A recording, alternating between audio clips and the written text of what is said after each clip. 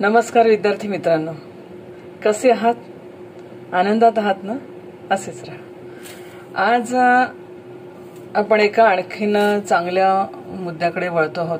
आता एक आपण वाढ आणि विकासाच्या वेगवेगळ्या टप्प्यांकडे आपण वळतो आहोत आणि त्या वेगवेगळ्या टप्प्यांमधून आपण आता विचार करणार आहोत की जे विविध असे सिद्धांत वाढ आणि विकासाच्या संदर्भामध्ये मांडलेले आहेत ते कोणी कोणी मांडले। त्याच्यामध्ये प्रामुख्याने विचार जो आपल्याला करायचा आहे तो आहे पियाजेचा, कोहलबर्ग आहे, पियाजे आहे, एरिक्सन आहे। या लोकांच्या जे विकासाचे सिद्धांत त्यांनी मांडले म्हणजे काय तर बालकाचा विकास हा कोणत्या पद्धतीने होतो, कसा होतो, या संदर्भात जे त्यांनी विचार मांडले किंवा जे सिद्धांत मांडले त्या सिद्धांतांचा विचार आपण आता या ठिकाणी करणार। आता याच्यामध्ये बालक विकासाचा पहिल्या सिद्धांताचा आपण विचार करू आणि तो सिद्धांत आहे पियाजेचा। आणि हा सिद्धांत पियाजेचा सिद्धांत हा बोधात्मक विकासाचा सिद्धांत असं म्हटलं जातं। जीन पियाजे ज्यांनी बालकाच्या बोधात्मक विकासाचा एक साधारणतः असे हे होऊ शकतात की शारीरिक विकासाचा सिद्धांत, मानसिक विकासाचा सिद्धांत किंवा बोधात्मक विकासाचा, तर त्याच्यामध्ये लक्षात ठेवा जीन पियाजे यांनी बोधात्मक विकासाचा विचार या ठिकाणी मांडलेला आहे। मग आता बोधात्मक विकास म्हणजे काय? बोधात्मक विकास म्हणजे बौद्धिक विकास। बौद्धिक विकास म्हणजे काय तर भारतीय मानसशास्त्राच्या दृष्टिकोनातून बौद्धिक विकास म्हणजे ज्याला आपण म्हणूया की निर्णय क्षमतेचा विकास, निश्चयात्मक बुद्धी असं भारतीय तत्वज्ञानामध्ये म्हटलं जातं। निश्चयात्मक बुद्धी।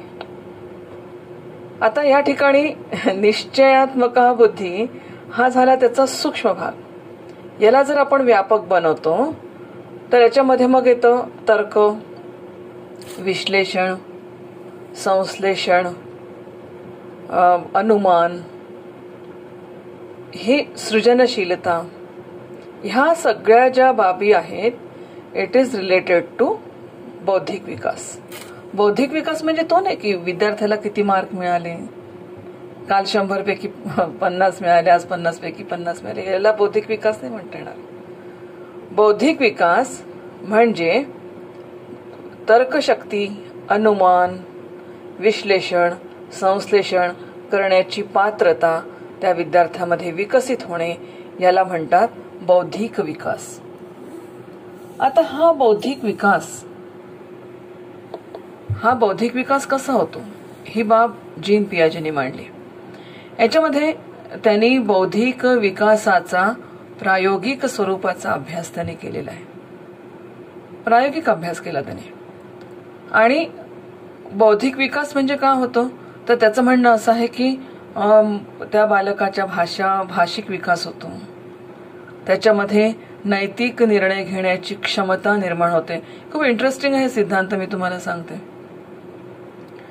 नैतिक निर्णय घेण्याची क्षमता निर्माण होते, नंतर संकल्पना त्याच्या विकसित होतात, असे वेगवेगळे त्यांनी हे केलेले आहेत। आणि बेसिकली जीन पियाजेने बुद्धीचे 3 प्रकारचे पैलू पाडले। त्यातला पहिला पैलू आहे आशय। आणि आशय म्हणजे तो म्हणतो की निरीक्षण योग्य वर्तन म्हणजे आशय। 3 प्रकार केले त्याने। पहिला प्रकार आशयाचा केला।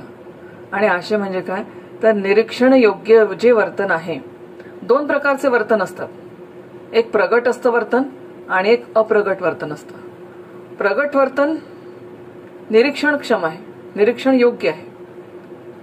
आणि अप्रगट मनामध्ये खळबळ असते, काही दुःख असतं, असूया असते, ईर्ष्या असते, पण ती प्रगट नाही करत माणूस। मनात असतात तर पुष्कळ लोक असतात असे कुडून वागतात। तर निरीक्षण योग्य वर्तन म्हणजे आशय।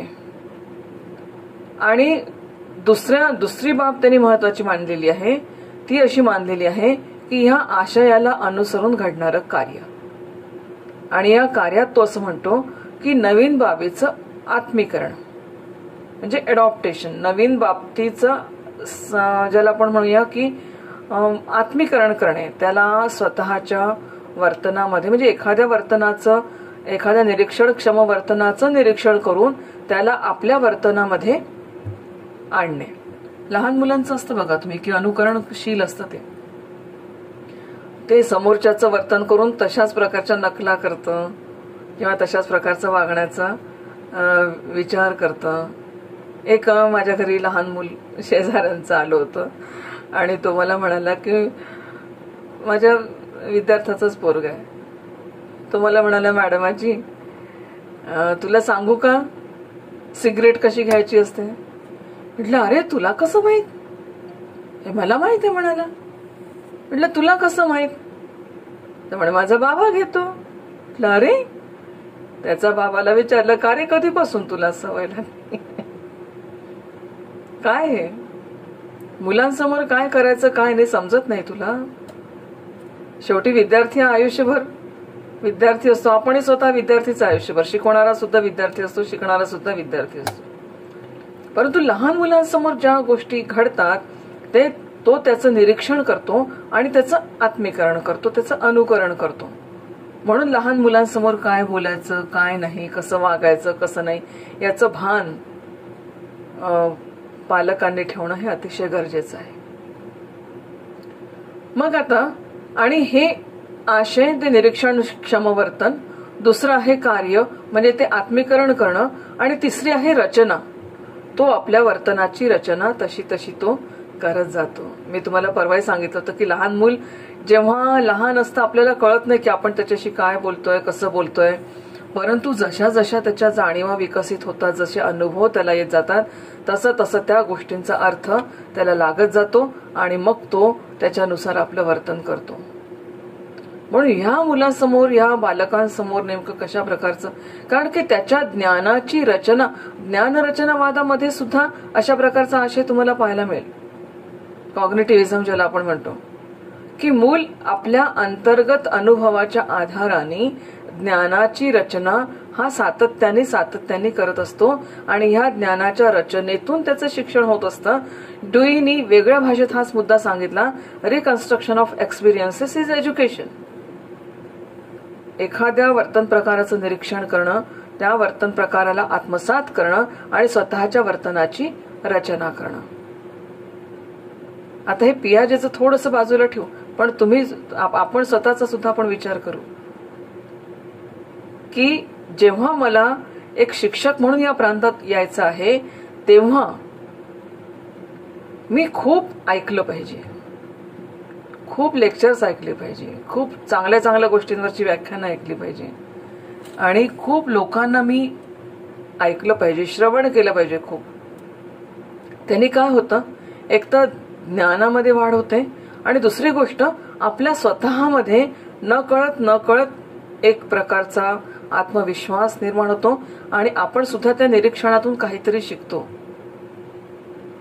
आणि पुष्कळदा असं लक्षात येतं की अरे माझ्या अध्यापनातनं माझ्या एखाद्या सरांची शैली नकळत आलेली आहे, मला सुद्धा ती कळली नव्हती की का आली ही. मग लक्षात आलं की हा माझे सर अशा पद्धतीने शिकवत होते. हे सात्मीकरण माणूस कायम करत असतो, आयुष्यभरही करत असतो.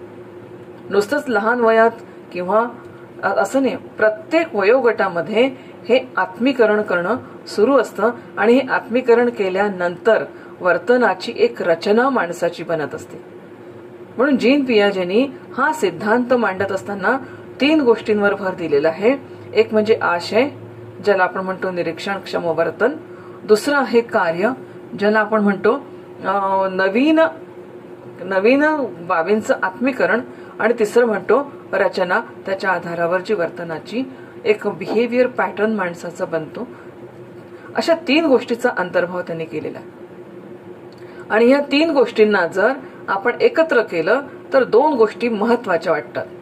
त्याच्यामध्ये आहे एक म्हणजे आत्मीकरण, की एखाद्या निरीक्षणक्षम वर्तनाचं निरीक्षण जेव्हा करतो तेव्हा ती गोष्ट तशीच्या तशी स्वीकारून स्वतःच्या वर्तनामध्ये त्याला म्हणजे ती गोष्ट तशीच्या तशी स्वीकारणे, हे आत्मीकरण झालं. आणि आपल्या स्वतःच्या म्हणजे आपल्या वर्तनामध्ये त्याचा अंतर्भाव करून, आपल्या वर्तनाची रचना करून एक म्हणजे विशिष्ट नवीन घटकांशी त्याला जुळवून घेऊन आपला वर्तन प्रकार तयार होणे, याला म्हणतात समावेशन. पण दोन गोष्टी, आत्मीकरण आणि समावेशन. समावेशनामध्ये त्या गोष्टीला आत्मीकरण केल्यानंतर म्हणजे स्वीकृती दिल्यानंतर नवीन ज्ञानाशी किंवा नवीन घटकांशी त्याचा सहसंबंध जोडून त्याच्यानुसार एक वर्तनाची रचना तयार होणं. म्हणून पियाजेच्या सिद्धांतामध्ये दोन गोष्टी या महत्वाच्या आहेत. एक म्हणजे आत्मीकरण आणि दुसरं म्हणजे समावेशन, असिमिलेशन ज्याला म्हणू, समावेशन, की या सगळ्या गोष्टी समाविष्ट आपल्या म्हणजे वर्तन प्रकारात होतात आणि हे होत असताना नवीन घटकांशी त्या जुळवून घेतल्या जातात, नवीन परिस्थितीशी त्या जुळवून घेतल्या जातात. आता याच्यामध्ये पियाजेने काही अवस्था आपल्याला सांगितल्या. आता ही रचना कशी होते, खूप इंटरेस्टिंग आहे. आणि बघा तुम्ही, माणसाचं वर्तन आयुष्यभर ह्याच गोष्टीवर असतं की नाही.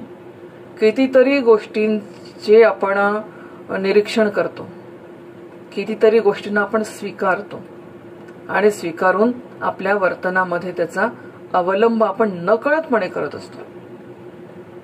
तर हा जो सगळा बिहेवियर पॅटर्न ठरतो.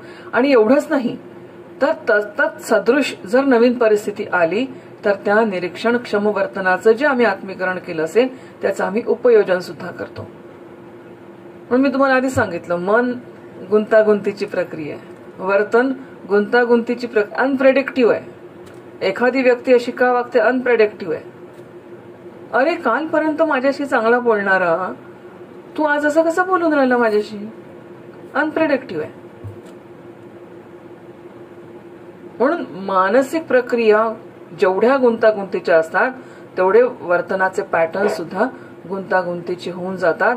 आणि मग त्या वर्तनाच्या मागे नेमकी कोणती थॉट प्रोसेस असते हे सुद्धा कळायला मार्ग नसतो. पण ज्यांचा बौद्धिक विकास हा चांगला झालेला असतो त्यांच्या वर्तनामध्ये विरोधाभास हा उद्भवत नाही. कारण निश्चयात्मक बुद्धी, ज्या ठिकाणी माणसाचा निर्णय होतो त्या निर्णयानुरूप ती वागत जाते. त्याच्यामुळे त्याच्या वर्तनामध्ये कुठेही विरोधाभास येत नाही, त्याचं वर्तन हे सुसंगत असतं. म्हणून आपल्या कुटुंबात एक व्यक्ती अशी असते की ती व्यक्ती एकदा बोलेल तेच करते. आता बोलले ना हे बदलणार नाही, काही जान जाय नाही तो जिलबी खाय, हे बदलणार नाही. कुटुंबामध्ये एक व्यक्ती हमखास असते, सक्षम निर्णय क्षमता, जो निर्णय घेतला त्याच्यावर ठाम राहणे. पण वर्तन प्रक्रिया ही जटिल आहे, गुंतागुंतीची आहे. कारण विचार जटिल आहेत, गुंतागुंतीचे आहेत. हा सगळा विचार त्याच्या पाठीशी आहे. मग आता जीन पियाजेने काही अवस्था या ठिकाणी मांडल्या. त्या अवस्था कोणत्या? तर पहिली अवस्थेचा विचार केलेला त्यांनी की वेदकारक विचार. आणि ही अवस्था आहे पहिले 2 वर्षाची.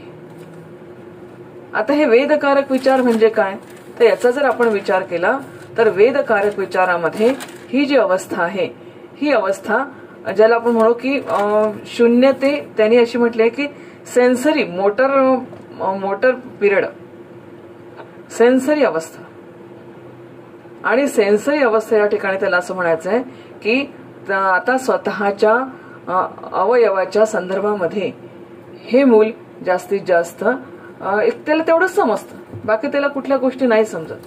पण ही जी सेन्सरी अवस्था आहे ही सेन्सरी अवस्था अतिशय महत्वाची अशी अवस्था यांनी पियाजेनी मांडलेली आहे. ह्या सेन्सरी अवस्थेमध्ये ज्याला आपण वेदकारक म्हणतो तो मूल स्वतः आणि इतर वस्तूमध्ये फरक करायला शिकतं आणि त्याची आत्मकेंद्रितता कमी होते. स्वतः आणि इतर गोष्टी यांच्यामध्ये फरक करायला शिकतो की मी आणि माझी आई, कारण कालखंडा 0 ते 2 वर्ष, आई आणि बाबा, मी, माझ्या वस्तू, घरातल्या वस्तू या जशा माझ्या तशा इतरांच्या पण आहे. नाही ती वस्तू त्यांची आहे, त्याला तू हात लाव, माझ्या वस्तूला कोणी हात लावायचा नाही.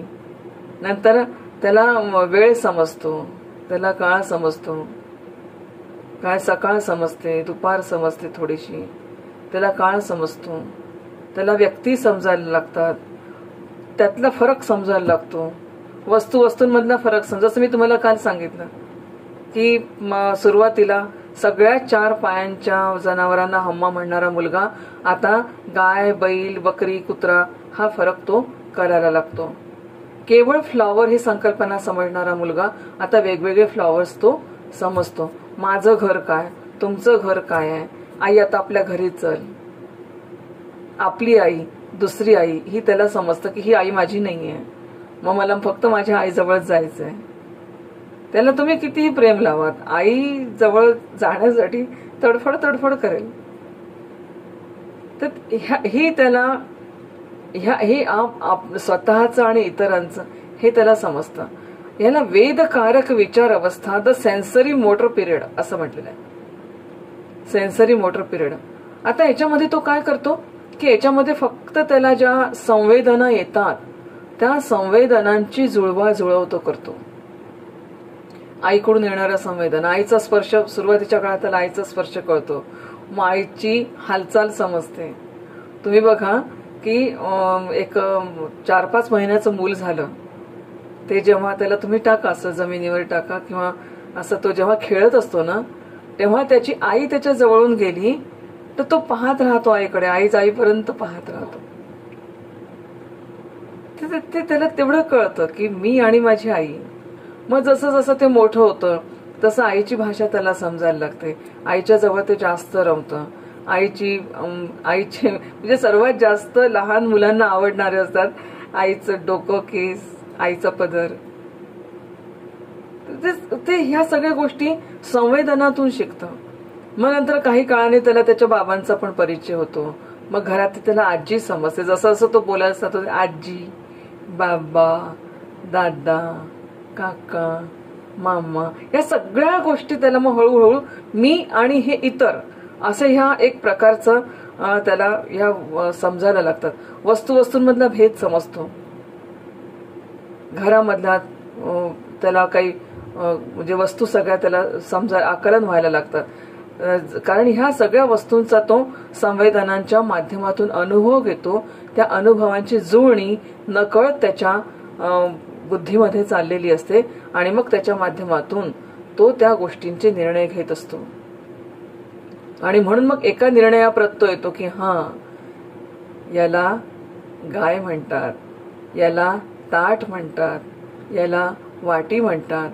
पुष्कळदा वाटीने पाणी पिणारं मूल काही दिवसांनी पेल्याने पाणी प्यायला लागतं, कारण त्याला कळतं की वाटी ही पाणी पिण्यासाठी नाही, पेल्यानेच पाणी प्यायचं असतं. ह्या सगळ्या गोष्टी संवेदनाची जुळणी करून, म्हणून त्याला वेदकारक विचार अवस्था असं म्हणतात की it is related to sensory motor. आपल्या संवेदनांशी आणि त्या संवेदनांच्या माध्यमातून होणाऱ्या शारीरिक क्रियांशी त्याच्या ह्या सगळ्या गोष्टी निगडित होतात. आता दुसरी जी अवस्था आहे ती अवस्था आहे क्रियापूर्व विचार अवस्था, ज्याला असं म्हटलं जातं pre operational stage. Pre operational stage.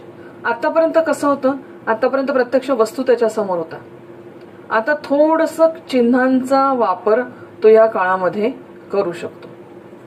म्हणजे जसं की भाषा असेल, ही अवस्था आहे 2 ते 7 वर्षाची.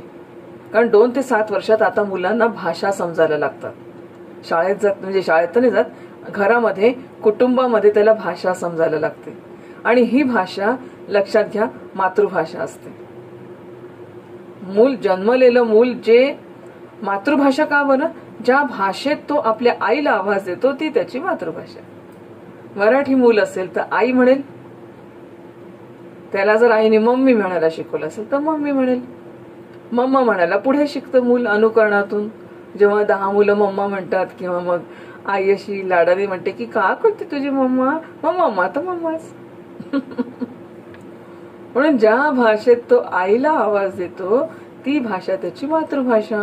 मग तो हिंदी असेल तर तो माँ म्हणेल.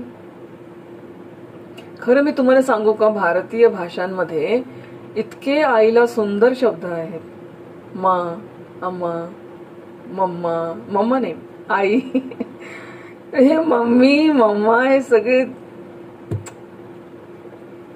आई ह्या शब्दामध्ये आत्मा आणि ईश्वर हे दोन जिथे एकत्र आले तिथे आईचा जन्म झाला.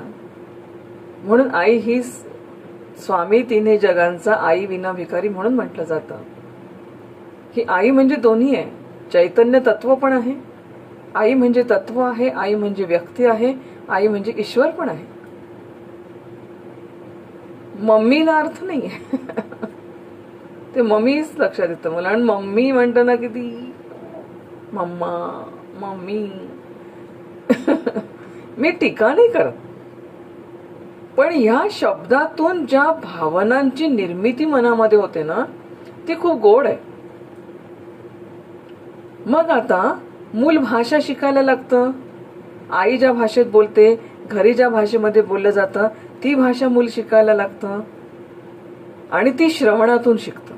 म्हणून तुम्हाला कोणतीही भाषा, इंग्लिश शिकायची असेल, फॉरेन लँग्वेज शिकायची असेल, आपल्या मातृभाषेच्या व्यतिरिक्त कोणतीही भाषा शिकायची असेल तर आधी खूप सारं श्रवण असायला लागतं, खूप ऐकायचं. इंग्लिश तुम्हाला बोलायचं शिकायचं असेल, आता लॉकडाऊनचा काळ आहे, काय करायचं? काहीच नका करू. तुमचं इंग्लिश, ज्यांचं इंग्लिश थोडंसं कच्चं असेल त्यांनी खूप इंग्लिशचं श्रवण करा. खूप वेगवेगळे मुलाखती ऐकायच्या, पहिल्यांदा भारतीयांच्या मुलाखती ऐकायच्या, वेगवेगळे टॉक्स ऐकायचे, स्पिरिच्युअल टॉक्स ऐकायचे, काही असे खूप सारं ऐकायचं. त्याच्यामधून बोलण्याच्या शैली आपल्याला शिकता येतात, कसे हावभाव असायला पाहिजे, कशा हालचाली असायला पाहिजे, या सगळ्या अनुकरणातून आपल्याला शिकता येतात, जेणेकरून आपलं साधं बोलणं सुद्धा आपण अट्रॅक्टिव्ह करू शकू. आणि जेवढं तुम्ही एक छान तुमचं प्रेझेंटेशन द्याल तेवढं समोरच्यावर आपला प्रभाव पडल्याशिवाय राहत नाही. कारण त्यातून पुन्हा विचारांची पण प्रगल्भता येत राहते ना. तर मूल हे या काळामध्ये जसं बोलायला शिकतं, त्याचा एक विकासाची जी क्रिया आहे ती या काळामध्ये सुरुवात होते. कारण भाषामध्ये सगळं झालं. वाणी म्हटलं की शरीर मन बुद्धी या तीनही एका ठिकाणी आल्याशिवाय वाणीची प्रक्रिया होतच नाही.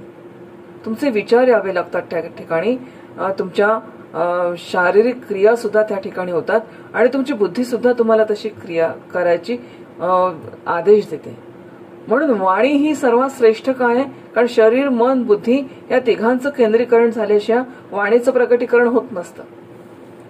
मग ह्या काळामध्ये पियाजेने जे सांगितलंय, ही जी क्रियापूर्ण अवस्था आहे, या क्रियापूर्ण अवस्थेमध्ये पहिल्यांदा त्याचा जो नैतिक विकासाचा पाया या वयामध्ये सुरुवात होते. कशी? ती सुरुवात कशी होते? बघ बरं, खोटं बोलणं बेकार आहे. तू जर खोटा बोलणार ना तर मी तुला शिक्षा करेन. घरी त्याला सांगितलं जातं खोटं बोलायचं नाही. खोटं, वेडे मुलं खोटं बोलतात, तू शहाणा आहेस ना, मग तू खोटं नाही बोलायचं. आणि तू जर खोटा बोलला तर मी तुला शिक्षा करेन. आता या ठिकाणी त्याला शहाणपणा वगैरे काही समजत नाही. त्याला एवढं समजतं की मी खोटा बोललो तर मला शिक्षा होणार. खोटं बोलणं हे वाईट आहे. ही नीतिमत्ता कोणत्या कृतीतून सुरू होते? तर त्याला शिक्षेच्या कृतीतून ती सुरू होते. म्हणजे यालाच असं म्हटलं जातं की जे निर्बंध त्याच्यावर लादले जातात त्याच्यातून नैतिक विकासाची संकल्पना त्याच्या मनामध्ये जन्म घेते. चोरी करणं पाप आहे. तू चोरी केली तर तुला मी घरात घेणार नाही. तू बाहेर मला न विचारता मुलांबरोबर जर काही शाळेमध्ये गेल्यावर जर काही बाहेरचं अन्न खाल्लं, तुला मी घरात घेणार नाही. उद्या तुला पॉकेट मनी देणार नाही. मग त्याला कळतं की त्या निर्बंधातून तो नीतिमत्ता शिकायला लागतो. म्हणून तुम्ही पहा, आता काही इथे जरी पियाजे असं म्हणत असताना तरी पण काही तज्ञांचं असं म्हणणं आहे की तुम्ही त्याला भय नका दाखवू. लहान मुलांना भीती ठीक आहे, जीन पियाजेने सांगितलं की निर्बंध घाला. निर्बंध घालणं इट्स अ डिफरंट थिंग. एखादी गोष्ट करू नको हे सांगणं डिफरंट थिंग आहे. त्याच्यावर निर्बंध टाकायचे. पण तू असं केलं तर तुला मी अंधारात नेऊन ठेवेल. लहानपणापासून कशाची भीती त्याच्या डोक्यात टाकली? अंधाराची भीती. बागुलबुवा येईल बरं, तुला घेऊन जाईल. पोलीस येतील, तुला घेऊन जातील. लहानपणापासून किती किती लोकांच्या आपण त्याच्या मनात भय तुला शाळेत टाकून देईल मी, तू असं करशील तर तुला शाळेत जा. हे सुद्धा ऐकलं मी पालकांचं. तू जर असा वागशील तर तुला मी शाळेत टाकू. आयुष्यभर बेटा शाळेला घाबरत राहत. शिक्षकांना तू असं म्हटलं तुझ्या टीचरला सांगेल, मग टीचर तुला रागवतील तर मग मला माहित नाही. मूल कोणाला घाबरलं? टीचरला. मूल कोणाला घाबरलं? बागुलबुवाला, अंधाराला. आयुष्यभर त्या भीतीचे संस्कार त्याच्या मनावर पक्के झाले ना. ते नंतर हे जे ओरखडे त्याच्या मनावर बसतात ना, जसे चांगले विचारांचा संस्कार नंतर जाणीवा विकसित होत गेल्यानंतर जसे जसे चांगले विचारांचे संस्कार होतात तशा याही गोष्टी तर मोठ्या होतात ना आयुष्यामध्ये. ज्या बागुलबुवाची भीती तुम्ही त्याला लहानपणी दाखवली, तो बागुलबुवा पुढे किती मोठा होतो बघा बरं. भय त्याच्या मनात राहून जातं, निर्भयता त्याच्या अंगी येत नाही. सत्य बोलण्याची सुद्धा निर्भयता त्याच्या अंगी येत नाही. म्हणून निर्बंध घालायचे, पण निर्बंध घालत असताना भान ठेवावं लागेल पालकांना की तू खोटा बोलला तर तुझं आयुष्यात नुकसान होऊ शकतं. हे त्याला त्याच्या पद्धतीने सांगा ना. तुम्ही त्याला जर भीती दाखवली, ठीक आहे, मी तू चांगला वागला तर मी तुला छानपैकी एक पेन देईल, एक तुला छान पुस्तक देईल, हे चालू शकतं. हे प्रलोभन नाही. त्याने चांगलं वर्तन करावं म्हणून तुम्ही जर त्याला बक्षीस देत असाल, ते प्रलोभन नाहीये. किंवा हे पुढे याच्यातून काहीतरी करप्शन वगैरे निर्माण होतं का? नाही. याच पद्धतीने लहान मुलं शिकतं की आणि तो ते करू शकतो हा कॉन्फिडन्स त्याच्यात आला पाहिजे. चुकलं तर चालतं, चुकातून तर माणूस शिकतो. पण त्या निर्बंधांमधून तो या वयामध्ये शिकतो असं पियाजेचं म्हणणं आहे. मग हे निर्बंध घालत असताना चोरी करणं चांगली की वाईट? आता जे 4-5 वर्षाचं मूल असतं त्याला जर विचारलं की चोरी करणं चांगली की वाईट, तर तो म्हणतो वाईट आहे. का बरं? शिक्षा मिळते. कोणती शिक्षा? शाळेत गेलं तर टीचर हातावर 5-5 छड्या मारतात. आता मारू नाही शकत, पण पूर्वी आम्ही म्हणायचो छडी लागे छमछम विद्या ये घमघम. मला आजही आठवतं शाळेमध्ये काही वर्क म्हणजे होमवर्क केलं नाही तर किती मार खाल्ला असेल. आज सुद्धा त्याचे म्हणजे मी तर म्हणते उलट धन्यवाद देते मी माझ्या शिक्षकांना की एवढा त्यांनी हे उपकार करून ठेवले. त्यांचे उपकार नसते तो पाया पक्का नसता तर जीवन कुठे गेलं असतं नाही सांगू शकत आपण. शिक्षकांचे फार उपकार असतात आपल्यावर. चोरी करणं वाईट आहे कारण शिक्षा मिळते. देव शिक्षा करतो, पालक शिक्षा करतं, शिक्षक शिक्षा करतात इथपर्यंत. पण जसं जसं हे मूल मोठं होत जातं ना तसं तसं हाच प्रश्न जर त्याला काही काळाने विचारला तर तो म्हणेल की चोरी करणं का बरं वाईट आहे? कारण त्याच्यामधून सामाजिक स्वास्थ्य बिघडतं. हा निर्णय तो स्वतः घेतो आता की मी चोरी करून घरात आलो त्याच्यामुळे वातावरण किती बिघडलं. ज्यांच्या घरी चोरी झाली त्यांच्याकडची वस्तू गेली ते नाराज झाले. घरी आलो घरचे लोक नाराज झाले. बरं मग ती वस्तू तर वापरण्याचा काही घरामध्ये काही प्रश्नच उद्भवत नाहीये कारण ती चोरीची वस्तू आहे. मी ती उजळ माथ्याने वापरू पण नाही शकत. आता याच्यामध्ये पहिल्यांदा तो म्हणत होता की चोरी केली की शिक्षा होते. आता तो म्हणतो की चोरी केली की माझे सामाजिक संबंध तर बिघडतात परंतु समाजाच्या विश्वासाला तडा जातो. माझ्या घरच्या लोकांच्या विश्वासाला तडा जातो. पूर्वी चोरून सिनेमा बघणारा मुलगा घरी जेव्हा दबकत येत होता तेव्हा आई वडिलांचा त्याला धाक होता. आई वडील रागवतील, नाही रे बाबा मी नाही तुझ्यासोबत येत, मी घरी वेळेवर नाही पोहोचलो किंवा पोहोचली तर मला माझी आई रागवते आणि मग मी आईचा राग नाही सहन करू शकत, त्याच्यामुळे मी तुझ्या बरोबर संध्याकाळी 7च्या नंतर येऊ शकत नाही, 7च्या आत घरात मला यावं लागेल. पुढे पुढे हाच बदल कसा होतो? पुढे तोच व्यक्ती म्हणतो की नाही माझ्या आईनी माझ्यावर खूप विश्वास टाकलेला आहे. मी कॉलेजमध्ये जातो म्हणजे मी 11 ते 5 पूर्ण वेळ कॉलेजमध्ये आहे. हा विश्वास माझ्या आई वडिलांचा माझ्यावर आहे. तो विश्वास मी तोडू नाही शकत आणि म्हणून मी तुझ्या बरोबर सिनेमाला येऊ शकत नाही. बघा बरं आज आपण पाहतो हे तर वयाच्या 7व्या वर्षापर्यंतच म्हटलेलं आहे पियाजेने. पण आज आपण पाहतो की कितीतरी मुलं आपल्या आई वडिलांचा हा विश्वास तोडतात की नाही. आई वडील शहरामध्ये मुलाला पाठवतात.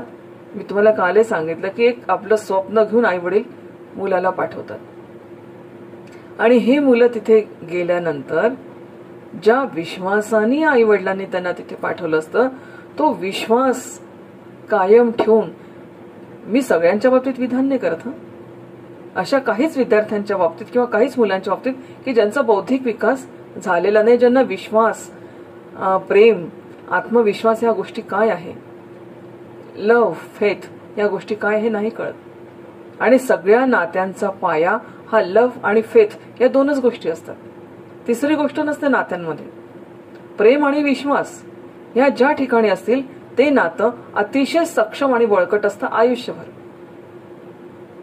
हा जर विचार केला तर पूर्वी मी खोटा बोललो, मी खोटं बोलून सिनेमाला आलो, मी माझ्या आई वडिलांनी नाही म्हटलेलं असताना सुद्धा एखादी वाईट संगत केली तर आई वडील रागवतील, मला पॉकेट मनी देणार नाही, मला घरात घेणार नाही, ही शिक्षेची भीती ज्याच्या मनात होती ते मूल आता ह्या वयात विचार करू लागतं की नाही, माझ्या आई वडिलांचा विश्वास माझ्यावरचा उडून जाईल आणि मला ते जास्ती दुःखद होईल. मित्रांनो, एखाद्याचा विश्वास गमावणं, सगळी संपत्ती गमावली तरी वापस मिळवता येईल, पण विश्वास गमावता नाही, विश्वास हा कमावता नाही येत पुन्हा. एकदा गमावला ना, गमावला तो गमावला, पुन्हा नाही. म्हणून नाते संबंधांमध्ये केव्हाही कुणाशीही नातं जोडाल तरी लक्षात घ्या की ज्या विश्वासाच्या जोरावर आपण ते नातं जोडलेलं आहे तो विश्वास आयुष्यभर कायम राहिला पाहिजे. आणि त्या नात्यामध्ये द्वेष जेव्हा येईल तेव्हा विचार करा की मी ह्यापूर्वी याच नात्यावर प्रेम का केलं. तोच विश्वास प्रत्येकाने जर जपला तर नात्यांमध्ये संघर्ष हा उत्पन्न होणारच नाही. एक अशा सुंदर प्रकारचा विचार पियाजेने या ठिकाणी आणलेला आहे. आता जसं की ह्या पद्धतीने मुलांच्या नैतिक विकास हा या वयामध्ये पाहायला मिळतो. आणि हा नैतिक विकास वयाच्या 4 वर्षापर्यंत नसतो बरं का. 4 वर्षापर्यंत हे काही समजत नाही मुलांना. 5व्या वर्षापासून की मला आजही आठवतं की काहीतरी 7-1 वर्षाचं वय असेल, पहिल्या वर्गातच होती मी. आणि तेव्हा कसं होतं, तेव्हा खडकू होते, तुम्हाला आठवत असेल, खडकू, 1 खडकू 2 खडकू. तर त्यातलं त्यावेळेस 1 खडकू म्हणजे खूप होता. आजचे 10-15 रुपये कमीत कमी असतील तेव्हा. तर जाताना 1 खडकू, पॉकेट मनीची तर व्यवस्था तेव्हा पण होती, 1 खडकू आईने द्यावा, बाबांनी द्यावा आणि सांगावं की बघ तुला जर येताना काही असं वाटलं, कारण शाळा दूर होती तेव्हा काही असे सरसकट व्हेकल्स किंवा स्कूल बसेस वगैरे अशा काही नव्हत्या. तर ती म्हणजे ही घटना असेल जवळपास 71 सालची, 71-72 सालची. तेव्हा की असं स्कूल बसेस वगैरे नव्हत्या, हात रिक्षा असायच्या, पण हात रिक्षा रोजच्या परवडायच्या नाही. त्याच्यामुळे बाबांनी दिलेला 1 खडकू हा जवळ ठेवायचा, आपल्या दप्तरात ठेवायचा. आणि एक साध्या 2 नंबरची शाळा, 3 नंबर ग्रामपंचायतीच्या शाळा, त्या शाळेमध्ये गेल्यानंतर वेगवेगळ्या स्तराची मुलं असायची, मुलं मुली, मित्रमैत्रिणी नव्हत्या तेव्हा. तर मुलींची शाळा वेगळी, मुलांची शाळा वेगळी, को एज्युकेशन अजून थोडंसं पूर्ण समाजामध्ये रुजायचं होतं. अशा ह्याच्यात तो 1 खडकू बाबांनी दिल्यानंतर, आईने दिल्यानंतर हा देते आहे, पण याचा वापर तू तेव्हाच करायचा की जेव्हा गरज असेल. मग ती कोणती पण गरज. समजा तुला वर्गात गेल्यावर असं वाटलं की तू डबा खाते पण तुझ्या जवळ, तुझ्या मैत्रिणीजवळ काही नाहीये खायला, तू तुझ्या डब्यातलं दे. पण तुला जर असं वाटलं की माझ्या डब्यातलंही संपलं पण ती पण अजून खा, मग दे तिला मदत म्हणून, ते आम्हाला चालेल. पण याचा वापर तू चुकीचा करू नकोस. ह्या विश्वासाने दिलेला 1 खडकू घेऊन एकच प्रसंग असा आला की माझ्या मैत्रिणींनी आईस कंडी, तेव्हा आईस कंड्या मिळायच्या, खूप छान असायच्या. शाळेच्या बाहेर ते लोक बसायचे, बोरं, आईस कंड्या घेऊन. तर ती 1 खडकूची आईस कांडी. तर असे लहानपण होतं, एक मोह झाला की 1 खडकूची आईस कांडी आपण खावी. ती मी खाल्ली आईस कांडी. आणि घरी आल्यानंतर आईला, लहान वय होतं, आईला सांगितलं की आई आज न माझ्या मैत्रिणीला खायला, तू सांगते ना मला खायला नसलं तर द्यायचं, माझ्या मैत्रिणीला खायला काहीच नव्हतं, मग मी तिला ते देऊन टाकले. आईचा विश्वास होता, पण आईने बरोबर चेहऱ्यावरून पाहून समजलं की ही खोटी बोलून राहिली. आईने फक्त एकच केलं, ठीक आहे काही हरकत नाही, तू दिलेस ना तुझ्या मैत्रिणीला, नो प्रॉब्लेम. दिवसभर आई बोलली नाही, दिवसभर नाही बोलली. मी सारखं आईला प्रश्न विचारत राहिली, मनामध्ये खुटखुट होती, मी आईशी खोटी बोलले ही भीती होती मनामध्ये, पण तरी एक कुठेतरी होतं की चला आईला पटलंय माझं म्हणणं. दिवसभर आई बोलली नाही आणि संध्याकाळी दिवा लावताना मग माझा बांध फुटला. मला आजही तो प्रसंग आठवतो की माझा बांध पूर्ण फुटला. आणि एक संध्याकाळची आमच्याकडची ती पद्धत होती की आई दिवा लावून आई स्वयंपाकाला जाणार आणि आजी आजोबा आम्हाला सगळ्या भावंडांना घेऊन बसणार आणि सुंदर स्टोरी टेलिंग प्रोग्राम व्हायचा. मी तुम्हाला सांगितलं ना, आजी आजोबा एक छान असं संस्कार केंद्र असतं. तर असं मग आजोबा रामरक्षा भीमरूपी हे सगळं शिकवणार आणि हे झाल्यानंतर आजी स्टोरी सांगणार, गोष्टी सांगणार चांगल्या. असा आमचा तो संध्याकाळचा 6 ते रात्री 8 हे 2 तासाचा आमचा संस्कार वर्ग असायचा. आणि पण काय झालं, आईने जसं दिवा लावायला गेली तर आई सगळ्यांना दिवा लावून अशी सगळ्यांना अशी आरती द्यायची, दिवा लावायचा आरती द्यायची आपल्या बाळांना सगळ्यांना. तर ते आरती देताना आईने मला नाही दिली आरती, माझ्या दोन्ही लहान भावांना दिली, माझ्या बहिणीला दिली, मला नाही दिली आरती. आणि माझ्याकडे लक्ष पण दिलं नाही.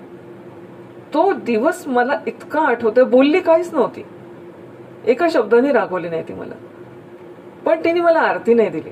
मग माझा तिथे बांध फुटला. आणि मला तो आजही प्रसंग आठवतो की आईच्या पायाला धरून मी इतकी रडली होती त्या दिवशी. मग मी आईला सांगितलं की आई तुझा विश्वास मोडला मी आज. आईने मला म्हटलं की ठीक आहे, तुला लक्षात आलं ना, याच्यानंतर कधी नको करू. तर हे जे अशा पद्धतीने आता त्या काळामध्ये सायकोलॉजी शिकवली असेल का कोणी, किंवा आपल्या जुन्या काळांमध्ये पण बघा, किंवा जे आपले सगळे थोर पुरुष होऊन गेले ज्यांच्या मनामध्ये एवढे चांगले संस्कार होते, त्यांच्या सुद्धा आईने असं कधी कुठे. परंतु ही जी सायकोलॉजी आहे, मुलांची अशी सायकोलॉजी समजून जेव्हा आई वडील आणि शिक्षक वागतात तेव्हा मुलांवर आयुष्यभराचा तो एक ठसा उमटून जातो, आयुष्यभराचा ठसा उमटतो. शाळेमध्ये आमच्या एक नाईकबाई म्हणून होत्या, आम्ही बाई म्हणायचो, मॅडम वगैरे टीचर वगैरे नाही म्हणायचो, नाईकबाई होत्या. खूप म्हणजे त्या काळचे शिक्षकही मोठे छान होते. ह्या नाईकबाई काय करायच्या, रोज आपल्या पर्समध्ये थोडासा सोडा, धुण्याचा सोडा आणि सुई दोरा, बटणं आणि कंगवा. मग शाळेमध्ये आल्यावर तुम्हाला मी सांगितलं की वेगवेगळ्या स्तराची मुलं यायची. शाळेमध्ये आल्यावर मुलींच्या शर्टाला बटन नसेल तर बटन लावून दे, मुलींचे वेण्या घालून दे, ज्या मुलींच्या कपड्यांना वास येतो आहे, धुवायची परिस्थिती नव्हती, गरीबा घरच्या मुली, त्यांना थोडं थोडं पुडीमध्ये सोडा दे की तुम्ही घरी गेल्यावर या सोड्यामध्ये हे कपडे भिजवा आणि उद्या स्वच्छ. हे जे संस्कार केले की नाही, स्वच्छ राहणं आवश्यक आहे, नीट नेटकं राहणं आवश्यक आहे, ओक्साबोक्षी राहून चालणार नाही.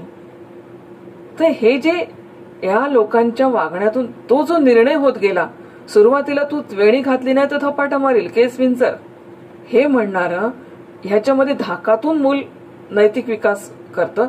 पण नंतर नंतर निर्णय घेतो की नाही, मी जर असं वागलो नाही तर ह्या गोष्टी घडू शकतात माझ्या आजूबाजूला, मी चांगलं राहिलो नाही, आजूबाजूचे लोक मला टाळतील, मी व्यवस्थित रोज आंघोळ केली नाही, माझ्या अंगाला वास सुटेल, आजूबाजूचे लोक मला टाळतील, मी वेळेवर उठलो नाही तर मी माझ्या आयुष्यात माझं नुकसान करून घेईल. तर या छोट्या ज्या नैतिकतेच्या गोष्टी आहेत, या नैतिकतेच्या गोष्टी छोट्या छोट्या गोष्टीतून माणूस शिकायला लागतो. आणि मग तो अशा प्रकारचा निर्णय, ही क्रियापूर्ण अवस्था आहे. यातून क्रियांना, पुढच्या क्रियांना बळकटी मिळते. तिसरी जी अवस्था आहे ती क्रियात्मक विचाराची अवस्था आहे. क्रियात्मक विचाराची अवस्था यालाच आपण म्हणतो की स्टेज ऑफ कॉन्क्रीट ऑपरेशन्स. ही अवस्था आहे 7 ते 11 वयोगट. आणि ह्या 7 ते 11 वयोगटामध्ये जसं क्रियापूर्व विचार अवस्थेमध्ये जे मूल होतं ते किंवा त्या अवस्थेमध्ये ज्या उणीवा राहिल्या असतील, त्या अवस्थेमध्ये कसं होतं की फक्त मूल आपल्या विचारांमधून हा निर्णय केला होता त्यांनी की मी जर खोटा बोललो, मी जर चोरी केली तर अविश्वासाचं वातावरण माझ्याभोवती निर्माण होईल, हे सगळं होतं. पण आता ह्या गोष्टीचा अवलंब त्याला आपल्या क्रियांमध्ये करता येतो. ह्या एक एक अवस्थेतून कसं एक गोष्ट तो शिकत जातो. म्हणजे आता पूर्वी चोरी केली तर धाक निर्माण होईल हे 2 वर्षापर्यंत त्याला कळलं होतं. 2 ते 4 वर्षापर्यंत. 4 ते 7 वर्षामध्ये त्याला कळलं की चोरी केली तर कुठेतरी घरातलं स्वास्थ्य बिघडतं, हे करू नाही, हे त्याला पटलं. पण आता वयाच्या 7व्या ते 11व्या वर्षामध्ये आता तो ती गोष्ट प्रत्यक्ष आचरणात आणण्याचा किंवा क्रिया करण्याचा किंवा ती क्रिया तो करू लागतो. आणि कारण आता त्याचं अवधानाचं क्षेत्र हे व्यापक बनलेलं असतं. मी तुम्हाला सांगितलं की जाणीवा विकसित होतात, जशा जशा त्या जाणीवा विकसित होतात तसं त्याचा अर्थ त्याला लागत जातो आणि मग नकळत त्याच्या वर्तनामध्ये सुद्धा त्या गोष्टी यायला लागतात. म्हणून 7 ते 11 वर्षामध्ये ही अवस्था म्हणजे मूर्त क्रियांची अवस्था आहे. मूर्त क्रियात्मक अवस्था असं सुद्धा वियाजन याच्यामध्ये म्हटलेलं आहे. कारण आतापर्यंत फक्त अमूर्त पातळीवर होतं की मी हे केलं नाही तर शिक्षा होईल, मी हे केलं नाही किंवा मी जर म्हणजे चोरी केली तर शिक्षा होईल. मग विचार केला चोरी केली तर स्वास्थ्य बिघडू शकतं, घरातली परिस्थिती बिघडू शकेल. आता प्रत्यक्ष मी चोरी करणार नाही किंवा आता मी चोरी करायला नको आहे हे प्रत्यक्ष तो त्याच्या क्रियेमध्ये आणतो आणि मग तो त्या क्रियेपासून ती क्रिया तो टाळण्याचा प्रयत्न करतो आणि त्या क्रियेमध्ये मग तो ते करत नाही. आणि तर ह्याच याच्यामध्ये त्याला सगळ्या गोष्टींशी एक कम्युनिकेट तो करू शकतो. आता संप्रेषण ज्याला आपण म्हणतो, संप्रेषण त्यालाच म्हणतात की गिव्हिंग टेकिंग, एखादा विचार देणे आणि समोरच्याने तो स्वीकारणे आणि समोरच्याने तो स्वीकारलाय ही बाब पुन्हा आपल्याला कळणे. म्हणजे giving and taking, give and take ह्या प्रक्रियेला संप्रेषण असं म्हणतात. त्याच्यामध्ये मग कुठल्या प्रकारचा मानसिक गोंधळ सुद्धा निर्माण व्हायला नको. पुष्कळदा मी सांगते ते तुम्हाला समजत नाही, तुम्ही सांगता ते मला समजत नाही, हा गोंधळ होतो. पण मी सांगितलेलं तुम्हाला समजलंय, तुम्ही सांगितलेलं मला समजलंय, यालाच म्हणतात ये हृदयीचे ते हृदयी घातले. आता ही जी अवस्था आहे या अवस्थेला एक ज्याला आपण म्हणूया की कृती करण्याची अवस्था. आता ही कृती सरळ असेल तर ती उलटी पण करू शकतो बरं का. दोन्ही त्याला त्याच्यामध्ये एक खूपच मजेशीर उदाहरण याच्यामध्ये दिलं जातं की जर मुलगी असेल तर ती कणिक भिजवून पोळ्या करायला शिकते, पण ती उलट पण शिकू शकते. ती पोळ्यांची पुन्हा कणिक पण करू शकते. या उलट्या क्रिया पण या काळामध्ये विकसित होतात. इतकं हे सगळं असं इंटरेस्टिंग आहे ना या गोष्टी की आपण जर ह्या पद्धतीने आपल्या विद्यार्थ्यांकडे बघत राहिलो तर त्यांची विकासाची अवस्था कळते आपल्याला. त्या अवस्थेत आता काय करायला पाहिजे हे त्याला कळतं. आता वयाच्या 7 ते 11 मध्ये तुम्ही त्याला धाक दाखवून चालेल का? आता धाक दाखवू नये. आता त्याला तुम्हाला अशी उदाहरणं द्यावी लागतील की बघ याने ह्याच्या लहानपणी याला असं हा विचार त्याने केला होता, पण पुढे हा मोठा चोर झाल्यामुळे याच्या घरामध्ये याच्यावर कोणाचा विश्वास राहिला नाही, हा बिघडला, याच्या आयुष्याचं कसं नुकसान झालेलं आहे. कारण आता ही क्रिया कशी आहे, ही प्रत्यक्ष आता क्रिया करण्याची अवस्था आहे. आता मग ती म्हणजे लिहायला शिकतं, जसं चांगलं लिहायला शिकतं तसं मूल ते वाईटही लिहायला शिकू शकतं बरं का. मूल वाईट पण लिहायला शिकतं, चांगलं लिहायला शिकतं, वाईटही लिहायला शिकतं. मुलगी कणिक भिजवते, कणकेचा गोळा तयार करायला शिकते, तर पोळीचं सुद्धा कणिक करायला शिकते. म्हणजे उलटी पण, थोडक्यात सांगायचं म्हणजे उलटी क्रिया सुद्धा तिच्या बाबतीमध्ये घडू शकते. आता याच्यामध्ये ही जी मूर्त क्रियाला जे पूर्णत्व येतं याच्या काही क्रिया सांगितल्यात पियाजेने. म्हणजे त्याचं पुन्हा त्याने अनालिसिस केलं की ही मानसिक क्रिया कशी घडते. तो म्हणतो की पहिल्यांदा आपण याला धारण करतो, कॉन्झर्वेशन.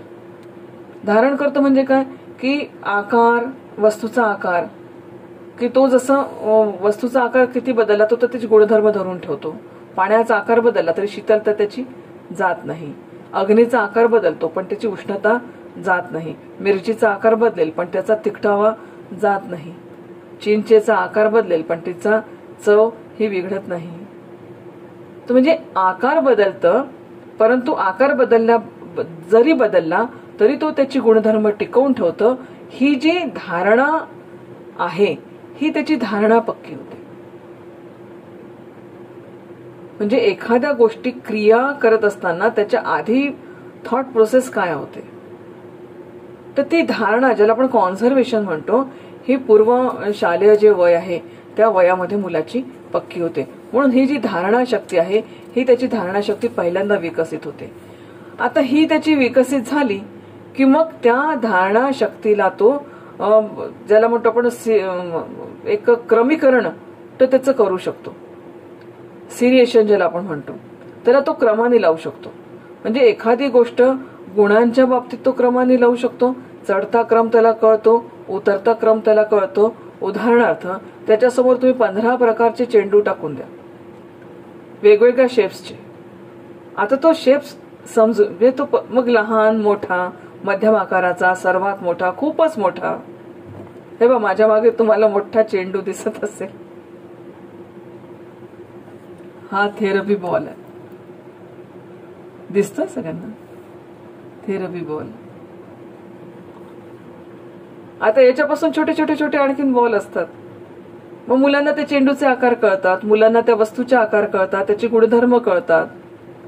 आणि मग जसं ते टॉवर असतं ना, टॉवर लावू शकतो तो. तर टॉवर तुम्ही त्याला दिला, लहान मुलांना त्याच्यासाठीच तर देतात. ते शेप सॉर्टर सारखे गेम आहेत, टॉवर सारखा गेम आहे की टॉवर सारखा गेम आहे की अरे काय झालं समजायला लागतात. तसं तसं मुलाचं आणखीन मग आता याच्यानंतर तो वर्गीकरण करायला लागतो. आणि हे वर्गीकरण कसं असतं की हे वर्गीकरण करत असताना विशिष्ट गुणांच्या आधारे समान गट, आता त्याच्यासमोर तुम्ही वाटी टाका, पेले टाका, नंतर आणखीन काही ज्याला आपण म्हणूया ताट वगैरे सगळं टाका, वेगवेगळ्या वस्तू टाका, पण त्या वेगवेगळ्या वस्तूंना तो एका ठिकाणी आणू शकतो. हे वर्गीकरण तो त्या ठिकाणी करू शकतो. तर म्हणून पहिल्यांदा त्यांनी केलं होतं धारणा केली होती पहिल्यांदा. नंतर मग त्याचा क्रम लावला. पहिल्यांदा जाणून घेतलं. धारणा म्हणजे काय, पहिल्यांदा जाणून घेतलं, मग त्याचा क्रम लावला, वरपासून खालपर्यंत, खालपासून वरपर्यंत. मग आता त्याचं वर्गीकरण केलं. म्हणजे एक मोठं फ्लॉवर, लहान फ्लॉवर, पहिल्यांदा फ्लॉवर, मग मोठं फ्लॉवर, लहान फ्लॉवर, मग आता गुलाब, मोगरा, शेवंती, चाफा, हे वेगवेगळे. मग वर्गीकरण तो करायला लागतो. आणि नंतर सर्वात शेवटी त्याच्यामध्ये अंकगणितीय क्षमता विकसित होते. 1 फ्लॉवर, 2 फ्लॉवर, 3 फ्लॉवर, मग आता मोज किती आहे, 1, 2, 3. याच्यातून आपल्याला मुलांना कसं शिकवायचं हे किती चांगल्या पद्धतीने आपल्याला कळतं बघा. शैक्षणिक उपयोग त्याचा आपल्याला खूप चांगल्या पद्धतीने करून घेता येतो. तर ही जी आहे ही मुलाची क्रियात्मक अवस्था. पुढची जी अवस्था आहे ती वस्तुनिष्ठ क्रियात्मक अवस्था. आणि हा काळ सांगितला 11 ते 15 वर्षाचा. कारण ही जी आहे आतापर्यंत ह्या 11 वर्षाच्या काळापर्यंत वेगवेगळ्या समस्यांना तोंड देण्याची जशी जशी क्षमता त्याची वाढत जाते तसं तसं हे मूल आता औपचारिक आणि अमूर्तपणे विचार करायला लागतं. आणि अमूर्त प्रकारच्या क्रिया, मानसिक क्रिया सुद्धा त्याच्या घडत जातात. आणि जसं की ह्या अवस्थेमध्ये तो एक शास्त्रशुद्ध विचार करायला लागतो. ही अवस्था 15 वर्षाची. म्हणजे कसं की एखादी त्याच्यासमोर समस्या आली तर ती समस्या कशी सोडवायची, त्याच्या मागचे कारण काय आहे, ती मी कशी सोडवू शकेल, त्याच्यासाठी कोणती पद्धतीचा वापर मी केला पाहिजे, अशा प्रकारची एक अवस्था या काळामध्ये, अशा प्रकारची एक मानसिक क्रिया या काळामध्ये होते. आणि ही एक प्रकारची अमूर्त प्रकारची मानसिक क्रिया त्याच्यामध्ये घडते. आणि म्हणून पियाजेचा जो सिद्धांत आहे हा सिद्धांत आपण म्हणू शकतो मूर्ताकडून अमूर्ताकडे जाण्याचा ही एक प्रक्रिया पियाजेने या ठिकाणी आपल्यासमोर वर्णन केलेली आहे. आणि ही जी पियाजेची प्रक्रिया आहे ही बाल म्हणजे अगदी शिशु अवस्थेपासून तर मग आता प्रौढा म्हणजे ऍडोलेसन्स एज पर्यंत हे मूल कशा पद्धतीने शिकत जातं या प्रकारचा सिद्धांत पियाजेने या ठिकाणी मांडला. आता पियाजेने हा जो सिद्धांत मांडला याचा आपल्या अध्ययनात आपल्याला कसा उपयोग करून घेता येईल. तर ज्या वयोगटाला मी अध्यापन करतो आहे त्या वयोगटामध्ये साधारणतः कोणत्या प्रकारचा विकास या बालकाचा झालेला आहे हे मला ठरवावं लागेल. आणि हे ठरवत असताना ती अवस्था तो वयोगट. आता तुम्ही म्हणाल की मॅडम काही मूल मतिमंद असतात, मग त्यांच्यामध्ये सायकोमोटर अवस्थेमध्येच ते काही काळ राहतात, बरेच वर्ष ते त्याच अवस्थेत असतात. पुढची रचना वगैरे ह्या अवस्थेमध्ये ते येत नाही. म्हणून आपण नेमकं ज्या वयोगटाला शिकवायला जातो आहे त्या वयोगटाची वयोमानानुसार जरी तो त्या अवस्थेत असेल तरी मानसिकतेनुसार तो कोणत्या अवस्थेत असेल हा विचार करून त्या ठिकाणी आपल्याला अध्ययनाची आणि अध्यापनाची पद्धती ही ठरवावी लागत असते. आणि त्याच्यानुसार ती मानसिकता लक्षात घेऊन आपल्याला हा विचार करावा लागतो. म्हणून पियाजेचा हा जो कॉग्निटिव्ह डेव्हलपमेंटचा जो सिद्धांत आहे हा सिद्धांत खूप महत्वाचा आहे.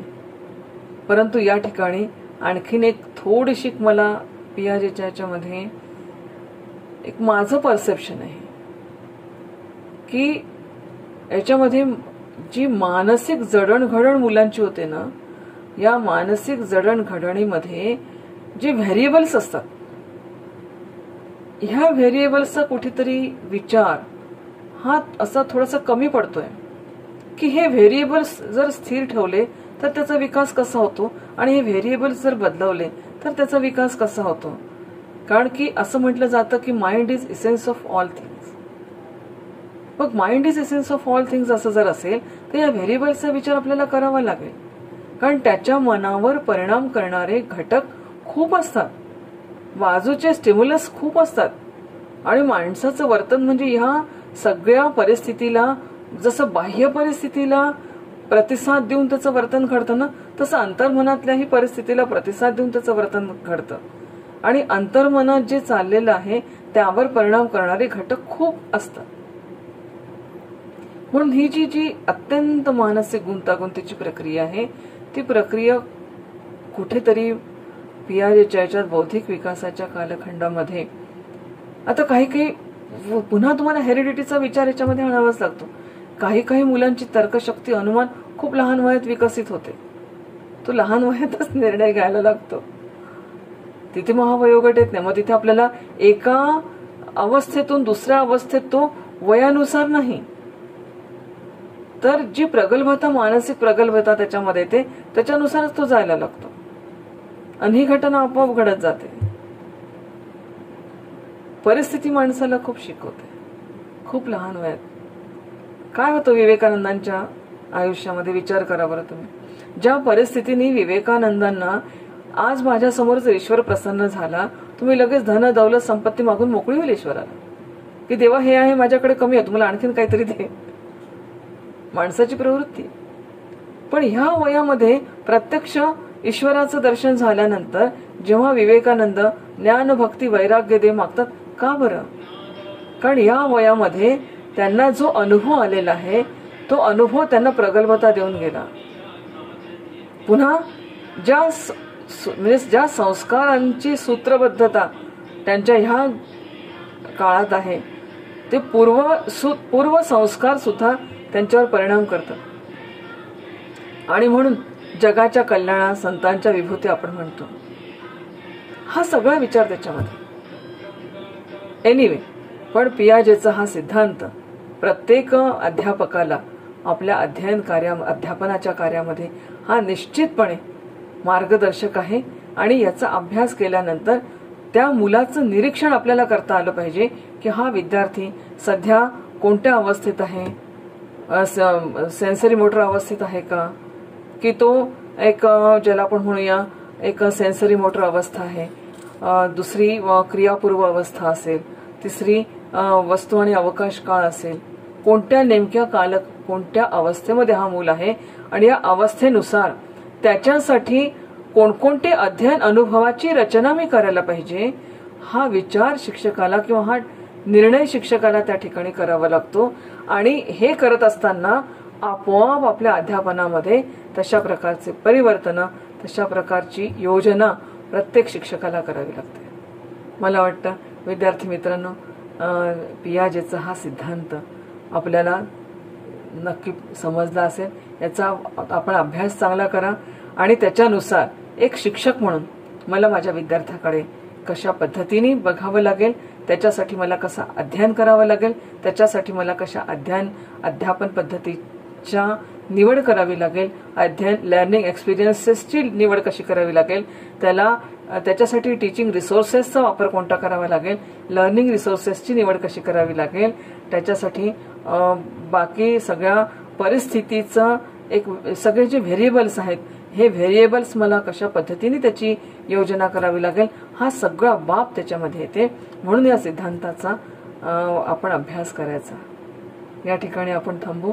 उद्या पुन्हा एक नवीन सिद्धांत घेऊन मी आपल्या समोर येईल. धन्यवाद.